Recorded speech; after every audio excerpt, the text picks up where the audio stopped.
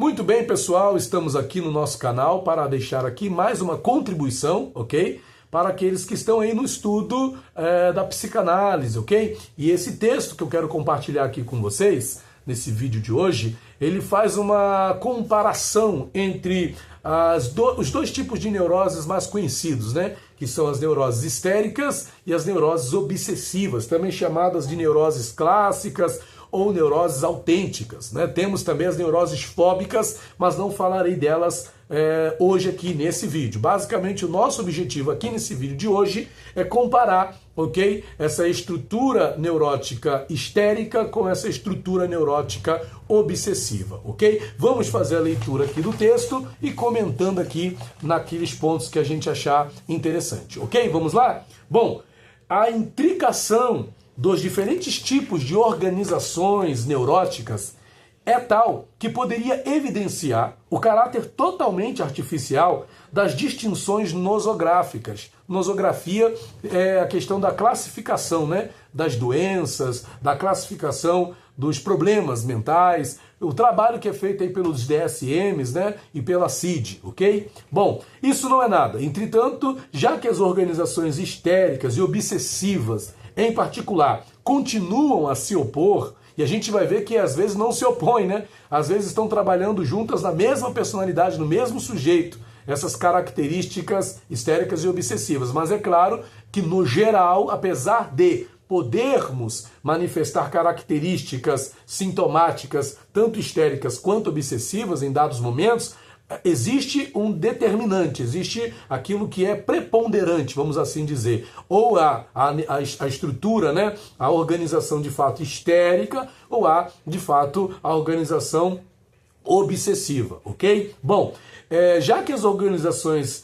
histéricas e obsessivas em particular continuam a se opor, não somente no plano didático, mas igualmente no plano clínico, ainda seria preciso referir a defasagem essencial que diferencia a histeria no sentido amplo dos comportamentos obsessivos, ok? Bom, sem dúvida, a histeria aparece como a expressão de uma pulsão habitada pelo corpo, ao contrário dos comportamentos obsessivos, como fruto de uma mentalização. Mas essa distinção não é suficiente. Então, só dizer, né, que os obsessivos ficam fixos em pensamentos controladores e as histéricas, os histéricos, fixos em comportamentos, em expressões físicas, né, voltadas para o prazer, para a satisfação, ou até mesmo questões aí de saúde psicossomática, né, que acontecem, manifestações de doenças no corpo, isso tudo tem um pano de fundo histérico, mas essa distinção não é suficiente. De maneira mais precisa, a histeria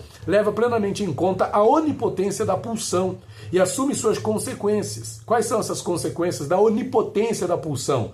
A percepção vertiginosa de seu limite extremo, o desejo insatisfeito, a sua incorporação maior, a saber, a fantasia incestuosa. É nesse sentido que, com a histeria, toda pulsão irá se tornar incestuosa ou proibida, ok? Toda pulsão, toda busca pelo prazer, vamos assim dizer, toda inclinação ao prazer poderá tornar-se, então, incestuosa, ou seja, proibida, ok? De ter aí um viés proibitivo. Interessante isso, né?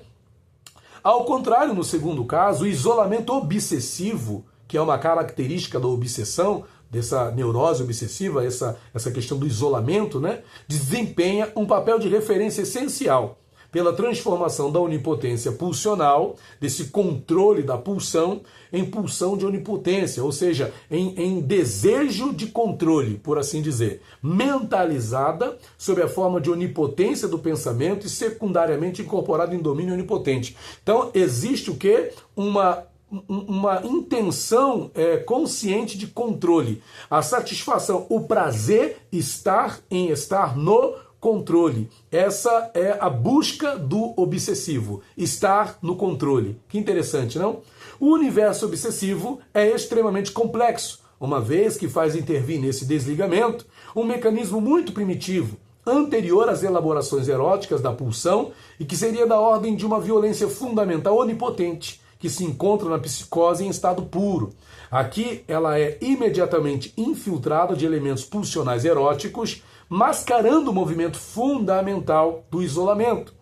Essa transformação da onipotência pulsional em pulsão de onipotência, ou seja, da onipotência pela onipotência, então é tudo uma questão de controle, né? A satisfação, como eu já disse, está nessa busca por controle. E o universo obsessivo está dentro desse contexto, está dentro desse complexo, por assim dizer. Assim, quando os desenvolvimentos do imaginário obsessivo, né, que se dão ali nos seus pensamentos, nas suas imaginações, se confrontam com a dúvida, ou seja, com as falhas da onipotência, eles tentam obliterá-la pela instauração do pensamento mágico, tais as superstições confessadas ou inconfessáveis que nos habitam, a todos em graus diversos.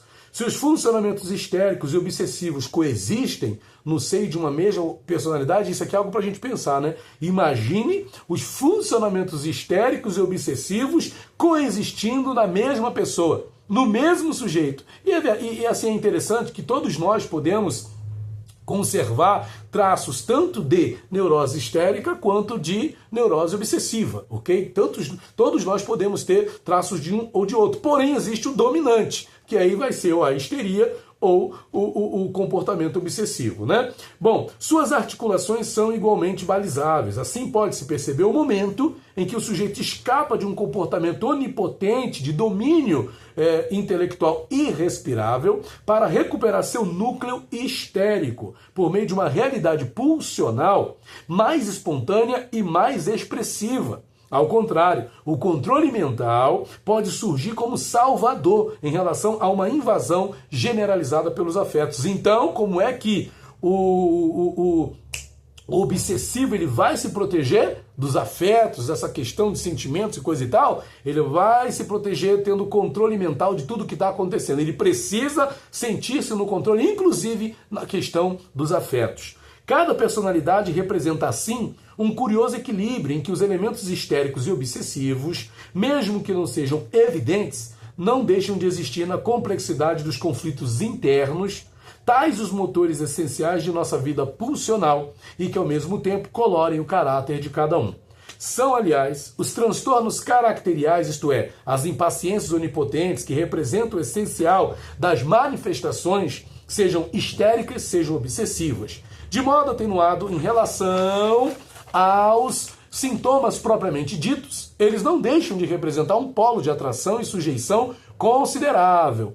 Pode-se, além disso, referir facilmente qual desses dois polos se torna dominante. Ó, que interessante. As formas patológicas com evidenciação dos sintomas histéricos ou obsessivos típicos aparecem, a partir de então, como os fracassos flagrantes dos esforços de adaptação do sujeito.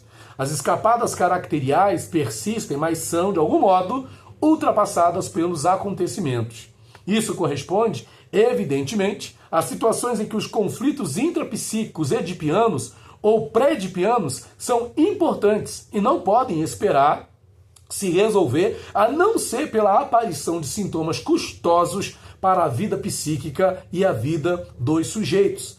Pontos assintóticos das emergências histéricas e obsessivas, as estruturas subjacentes se situam, então, com frequência, aquém da neurose. Paradoxalmente, a descrição clássica da neurose obsessiva corresponde com frequência à cobertura de uma psicose. Isso não significa que a neurose obsessiva, neurótica, não exista, mas que há sempre um lugar para verificar a natureza edipiana da economia subjacente face a toda a sintomatologia da aparência neurótica, ok? Então a gente termina aqui a leitura desse nosso texto, deixando aí para vocês, ok, o interesse de você se aprofundar no entendimento de como se dão essas questões relacionadas à neurose obsessiva, à neurose histérica, ok? Que você possa aqui ter assimilado o que a gente compartilhou, mas continue na sua pesquisa. Nós vamos deixar outros vídeos aí no nosso canal para que você possa estar se aprofundando aí no estudo das neuroses obsessivas, no estudo das neuroses histéricas. E ó, se você gostou do vídeo, curte, ok? Compartilha, se inscreve no canal.